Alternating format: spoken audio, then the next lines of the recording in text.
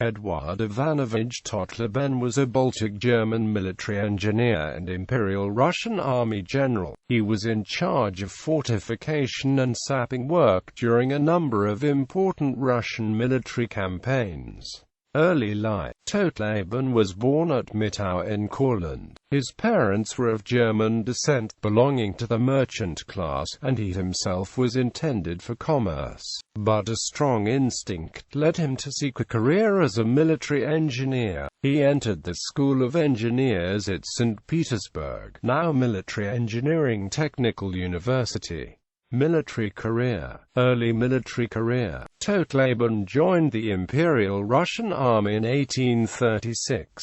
He saw active service as captain of engineers in the campaigns against Imam Shamil in the Caucasus, beginning in 1848 for 2 years. Crimean War. At the outbreak of war between Russia and the Ottoman Empire in 1853, he took part in the siege of Silistria, and after the siege was raised was transferred to the Crimea. Sevastopol was strongly fortified toward the sea, was almost unprotected on the land side. Totleben, though still a junior field officer, became the animating genius of the defense. On his advice the fleet was sunk, in order to block the mouth of the harbor, and a deficiency of fortifications on the land side was made good before the Allies could take advantage of it. The construction of earthworks and redoubts was carried out in extreme haste, and much of the artillery from the warships was transferred to them. It was in the ceaseless improvisation of the defensive works and defensive counterworks to meet every changing phase of the enemy's attack that Totleben's peculiar strength and originality showed itself. He never commanded a large army in the open field, nor was he the creator of a great permanent system of defense like Vauban, but he may justly be called the originator of the idea that a fortress should be considered not a walled town but an entrenched position, intimately connected with the offensive and defensive capacities of an army and as susceptible of alteration as the formation of troops in battle or maneuver. Until the 20th of June 1855, Totleben conducted operations for the defense at Sevastopol in person. He was then wounded in the foot and was not present at the operations which immediately preceded the fall of the fortress.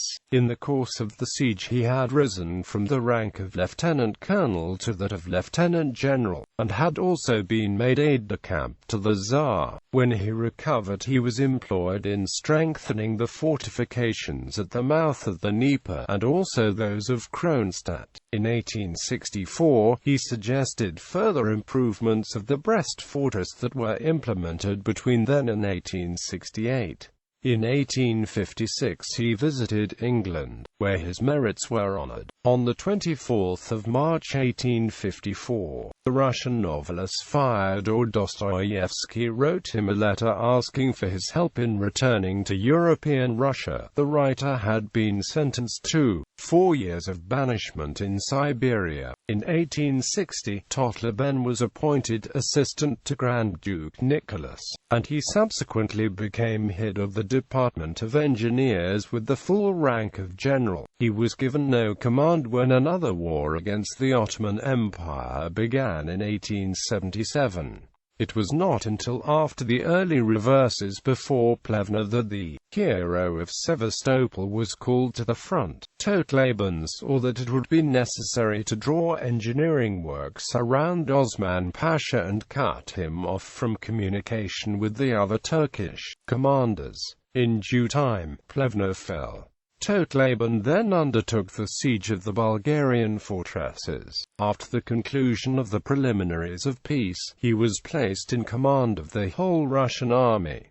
Later life. After the war, Totleben was assigned to be Governor-General of Bessarabia and Novorossiya. He also became a hereditary count. In 1880, Totleben held the post of Governor-General of Vilna, and after much suffering he died at Bad Soden near Frankfurt am Main. He is buried in Sevastopol. The village of Totleben in Porda municipality, Pleven province, is named after Eduard Totleben, in honor of his decisive role in the siege of Plevna of 1877.